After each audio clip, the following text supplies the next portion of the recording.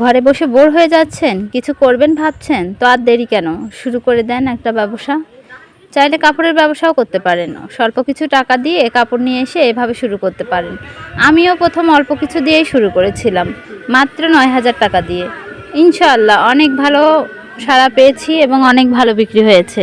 আলহামদুলিল্লাহ এখন অনেক ভালো চলছে, এখন আমার পুঁজি দাঁড়িয়েছে অনেক টাকা। তো এভাবেই আপনারা শুরু করতে পারেন। তো এই যে এগুলো আমি নিজেই সেল করেছি এবং আমার কাছে সেলাই করতে দিছে, যেহেতু আমি দর্জির কাম জানি। তো এই যে দেখতে পাচ্ছেন আমি একটা প্লাজো কাটছি, এটা একটা 3 পিসের বাটিক 3 পিসের প্লাজো।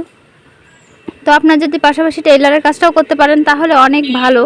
কাপড়ে যদি 100 টাকা লাভ করেন, সেলাইয়ে 150 টাকা পাবেন, এই হয়ে গেল 250 টাকা। তাতে আপনার অনেকটা উপকার হবে এবং অনেকটা ভালো হবে।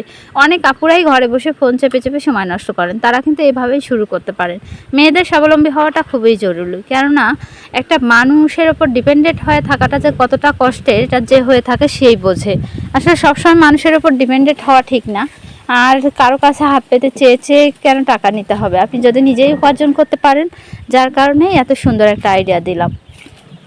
আইডিয়াটা আমাকে কেউ দেয়নি, আমি নিজে নিজেই করেছি এবং বিভিন্ন ইউটিউব চ্যানেল থেকে ভিডিও দেখে দেখে আমি শিখেছি। আপনারাও কিন্তু শিখতে পারেন। এই যে দেখতে পাচ্ছেন আমি প্লাজোটা কাটিং করছি, এটা আমি সেলাই করব। ইচ্ছা শক্তিটাই বেশি, আসলে অন্য কিছু লাগে না। ইচ্ছা যদি থাকে তাহলে সব করা সম্ভব। আপনার যদি ইচ্ছা থাকে আপনি সব করতে পারবেন। প্রথমে আপনারা আশেপাশের কোনো শহর থেকেও কিছু জিনিস পাইকারি দামে নিয়ে আসতে পারেন, আবার অনলাইন থেকেও নিতে পারেন প্রোডাক্ট। এভাবে আপনারা এগিয়ে যেতে পারেন। আসলে আমার ছোট্ট একটা বাবু আছে, তারপরেও আমি এসব কাজ করি। সব কাজের ভিড়ে একটু সময় বের করে হলেও আমি এসব করি। তার পাশাপাশি সংসারের অনেক কাজ থাকে। এই যে আপনাদের সঙ্গে কথা বলতে বলতে আমার কাটিংটা শেষ হয়ে গেল। একটা জিনিস কাটিং করতে, সেলাই করতে আহামরি বেশি সময়ও লাগে না। আপনারা প্রথমে 3 পিসের কাজটা শিখতে পারেন। প্রথমে হচ্ছে আপনারা 3 পিস কাটিংটা শিখতে পারেন, তারপর আস্তে আস্তে অন্যটা শিখতে পারেন। এই যে আমি হচ্ছে এখন আমার এটা হয়ে গেছে অলমোস্ট, এটা এখন গুছায়া উঠে রাখবো। আসলে অনেকগুলো 3 পিস সেল হয়ে গেছে, আর সবগুলো আমাকেই সেলাই করতে দিয়েছে, যার কারণে আমি আসলে একটু ব্যস্ত। তো এই পায়জামাটা একটু কল্লি লাগাবো, অনেক সময় অনেকেই কল্লি লাগায় দিতে হয়। কলি লাগাইলে পায়জামাটা পরতে অনেক সুবিধা হয়, যে পরে তার একটু আরাম হয়, যার কারণে আসলে কলি লাগিয়ে দেওয়া হয়। তো আপনারা অনেক সময় কিন্তু ইউটিউব চ্যানেল থেকেও কিন্তু 3 পিস, বেশি না, শুধু 3 পিসের কাজটা শিখতে পারেন। 3 পিসের কাজটা শিখে ওটা থেকেই শুরু করতে পারেন, তারপর আস্তে আস্তে বিভিন্ন কাজ আস্তে আস্তেই হয়ে যাবে। প্রথমে অল্প কিছু দিয়ে শুরু করতে হয়। প্রথমে একটা পায়জামা কাটিং, একটা জামা কাটিং করলেই তো আপনার একটা 3 পিস হয়ে যাচ্ছে।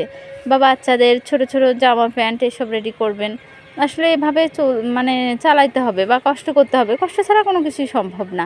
এই যে আমি আজকে এত দূর আসছি, আমি ব্যবসা করি, আমি আমি আমি পড়াশোনা করছি, আমি শিক্ষিত, আমি চাকরি করি না কেন, আমি বিজনেস করি।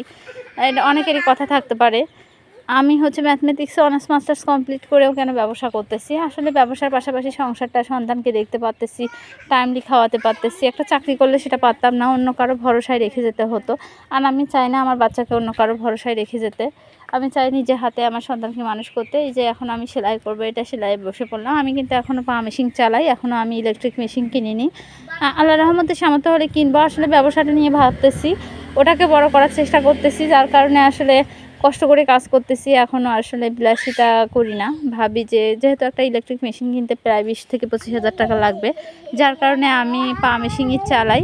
আর পা মেশিনই কিছুদিন চালাবো। এই যে দেখতে পাচ্ছেন পায়জামাটা আমি এখন সেলাই করব। এটা একটা প্লাজো কাটিং পায়জামা, যে নিয়েছে সে প্লাজো নিয়েছে এবং নিচে অনেক ছোট করে সেলাই দিতে বলেছে, যার কারণে আমি ট্রাই করতেছি। ভয়েসও ঠিক করে দিতে পারি না, এই ভয়েসটা দিতে গিয়ে যে আমার কতটা কষ্ট হচ্ছে, তারপরেও দিচ্ছি। আসলে ভিডিও আমি বানায় ওরকম করে দিতেই পারি না, কারণ হচ্ছে কেমনে দেবো বলেন, আমার বাচ্চার জন্যই আমি কোনো কিছু আসলে ওরকম করতে পারি না। পড়ে যাচ্ছ কেন আব্বু? ভিডিওটা 2 দিন আগে মেক করে রাখছিলাম, ভাবছিলাম ভয়েস ওভার দেবো এবং ভিডিওটা আপলোড করব, কিন্তু সেটুকুও করার সময় পাইনি। কাজের অনেক চাপ, শরীরটাও খারাপ, যার কারণে আসলে দিতে পারিনি। আর আমার বাবু আছে, তো আসলে আমার ক্যামেরাম্যান নেই, আমি একা একাই ভিডিও করি, আবার একা একাই সেটাতে ভয়েস ওভার দিই আর একাই আপলোড করি। আবার অনেক বিজনেসের ব্যস্ততা থাকে, কাস্টমাররা আসে, তাদের সাথে কথা বলতে হয়, প্লাস হচ্ছে সংসারের কাজ থাকে। তো আপুদেরকে বলছি সবাই কিন্তু শুরু করতে পারেন কাপড়ের ব্যবসা, খুব খারাপ না। মানুষ যেমন প্রতিদিন খাওয়া লাগে, সেই রকম মানুষের কাপড়ও লাগে। একটা কাপড় এখন 1 মাসও পরা যায় না, তারপরে আবার লাগে, মানুষ নিতেই থাকে। আপনারা শুধু 3 পিস না, তার সাথে গজ কাপড়ও রাখতে পারেন।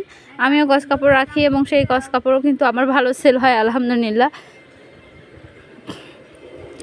শুরু করলে আসলে একটা না একটা ব্যবস্থা হয়ই।